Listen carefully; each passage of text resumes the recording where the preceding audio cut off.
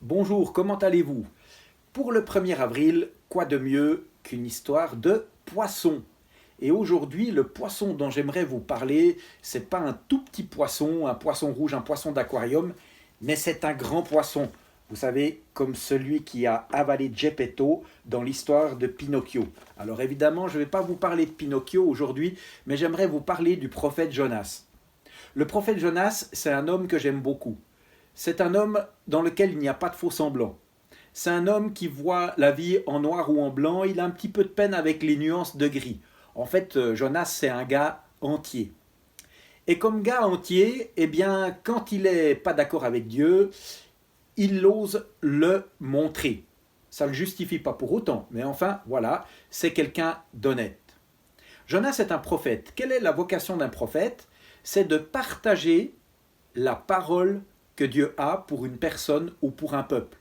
Cette parole, elle peut dire quelque chose sur l'avenir, mais elle est aussi le plus souvent une parole d'encouragement pour des situations difficiles, ou alors aussi une parole qui appelle au changement d'attitude, au changement de comportement avant que le malheur frappe. Un prophète, normalement, ne se réjouit jamais du malheur des autres. Un vrai prophète, c'est quelqu'un qui cherche le meilleur pour celles et ceux auxquels il s'adresse. Pour Jonas, dans l'histoire qui nous préoccupe, c'est un petit peu différent.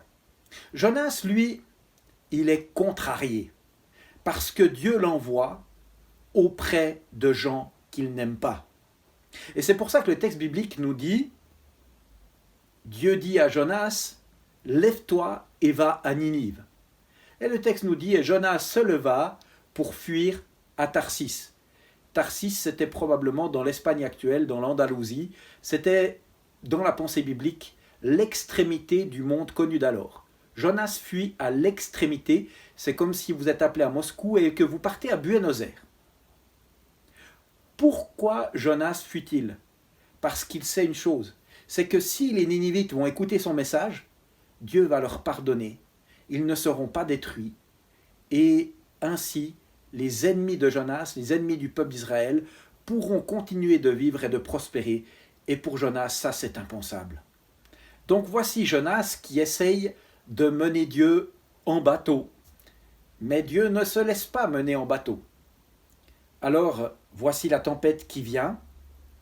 Et puis, la suite de l'histoire nous montre que les marins comprennent que si la tempête vient, c'est peut-être qu'un certain Jonas l'a un peu provoqué indirectement. Alors, afin de régler le problème, les marins lancent Jonas à l'eau. Évidemment, Dieu n'est jamais loin de son serviteur. Et un poisson, le fameux poisson, le récupère. Voici Jonas parti pour un temps de confinement, d'ultra-confinement, pire qu'un sous-marin d'attaque. Et vous savez, les sous-marins d'attaque, j'ai eu l'occasion d'en visiter un à Lorient, un vieux sous-marin. Eh bien, je trouve qu'il faut être courageux pour aller habiter là-dedans plusieurs semaines. Alors Jonas est dans une situation encore un peu moins confortable. C'est peut-être pour ça qu'il va réfléchir plus vite qu'en quelques semaines. Le texte nous précise même qu'il avait des algues qui s'enroulaient autour de sa tête. Le confinement va être pour Jonas l'occasion de réfléchir et de retrouver le cœur de sa mission. Et c'est la question que j'aimerais vous laisser aujourd'hui. Qu'en est-il de nous, de vous, dans cette période de confinement? Ce confinement nous a-t-il trouvé au cœur du projet de Dieu pour nos vies? Ou étions-nous en phase d'anesthésie ou de fuite par rapport à nos responsabilités? Vous savez que c'est une des caractéristiques de la société de consommation, finalement, c'est de nous anesthésier aux choses essentielles. On est constamment distrait et on oublie ce qui est au cœur de notre vocation d'être humain. Ce temps de confinement est pour nous l'occasion de nous poser les bonnes questions. À l'instar de Jonas, peut-être une des questions que nous pouvons nous poser, c'est qu'est-ce que je suis en train de fuir?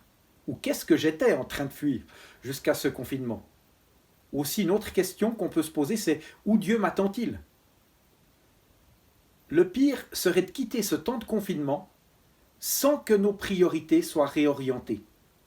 Pour celles et ceux d'entre nous qui sont croyants, nous allons être défiés à nous mettre au service de Dieu face à de nombreux défis que notre société va rencontrer dans la suite de cette épidémie, de cette pandémie. Probablement qu'il y aura des conséquences économiques et sociales que nous allons mesurer encore dans les temps qui viennent et nous serons attendus au contour pour savoir si nous serons un peuple au service de notre nation qui sera témoin de l'amour de Dieu.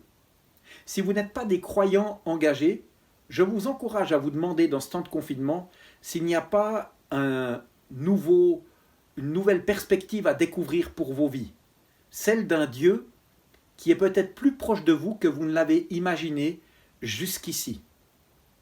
Comme à Jonas, Dieu nous donne une seconde chance de nous retrouver au cœur de son projet pour nos vies.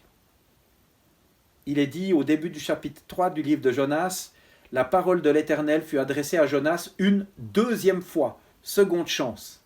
Lève-toi, va à Ninive, la grande ville.